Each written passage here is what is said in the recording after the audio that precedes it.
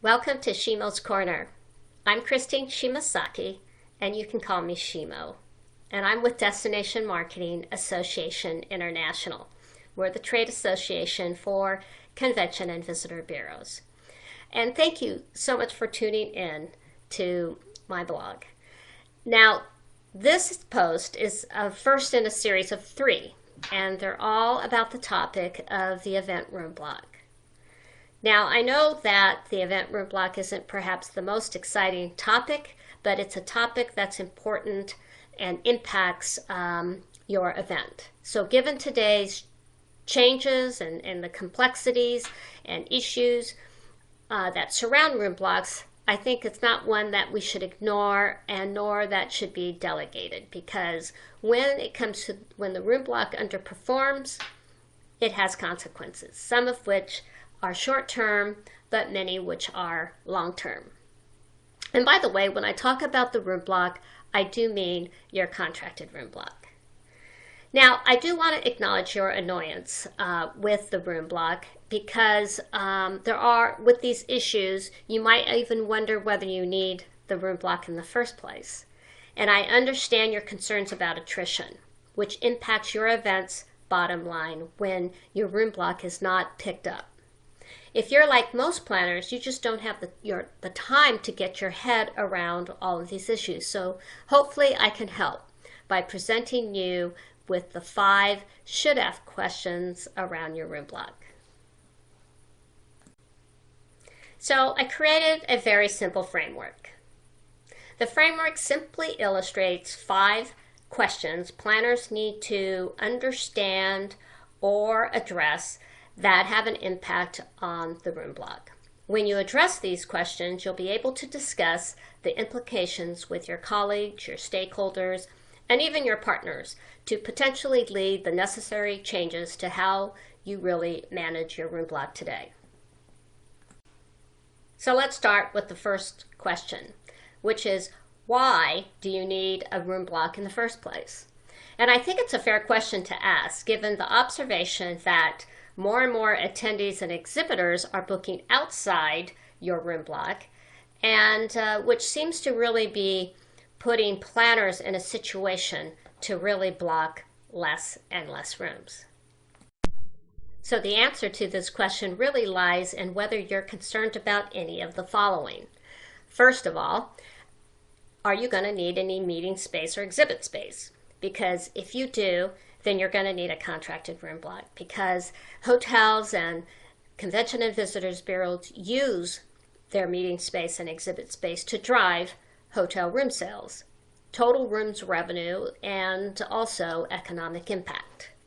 Second of all, and perhaps even related to the fact that meeting space, exhibit space go hand in hand with hotel rooms, is the fact that your peak room pickup is how they describe the value of your event. So in this particular case, we would describe this event as a 250 room piece of business.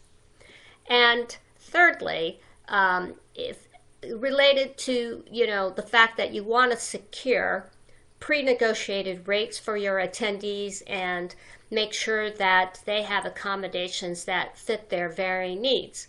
Those are other reasons why you want to have a contracted room block. The second question you should be asking is how valuable your meeting is to the hotels and destinations with whom you are working with.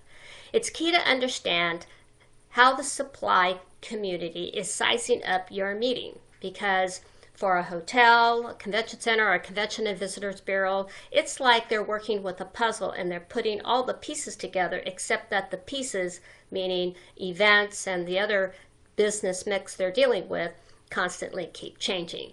So your negotiation leverage directly influences your room block in several ways. I have listed the 5 factors which can impact your negotiation leverage. And if you want to read about each of them, you may click on the link on your screen or refer to the references at the bottom of this post.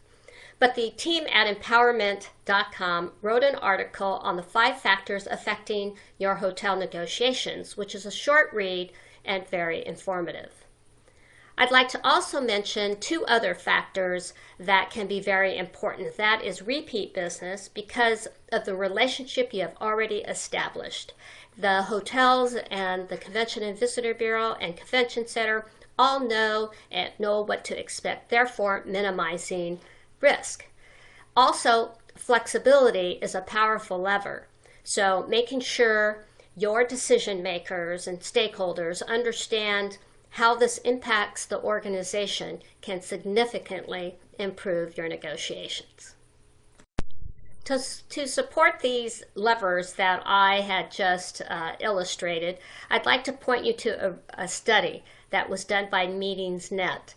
And it's a survey that really kind of dived into how hoteliers think. And I've given you a link to this survey also here in this post because I think planners will find it very interesting to see how hoteliers qualify business and make decisions on how they're going to allocate their room inventory. So as a wrap up to this post, I'd like to emphasize that figuring out your negotiation leverage can be confusing because every hotel, every destination is different on how they look at each of these factors. The whole notion, it depends, comes into play quite a bit. So I encourage you to use the local expertise of your convention and visitor bureaus to help you sort it all out and to gain the answers to your questions. That'll help you understand the value of your meeting in context to existing business demands. They will assess your sleeping rooms to meeting space ratios to help you understand how much leverage that you have. And they'll also track your history and advocate for your meeting amongst their local hoteliers. But ultimately, they're going to help you find the right fit for your event. And believe it or not, their services are free. To meeting planners, that is, because their services have already been paid for by hotel tax and assessments. So if you're looking for a destination, fast facts, or needing to connect with a destination expert, you can find them all here at empowerMINT.com. Look for my next post where I'll be talking about the next questions surrounding how will market conditions really affect your room block. So thanks for watching, and I'll see you in the next post.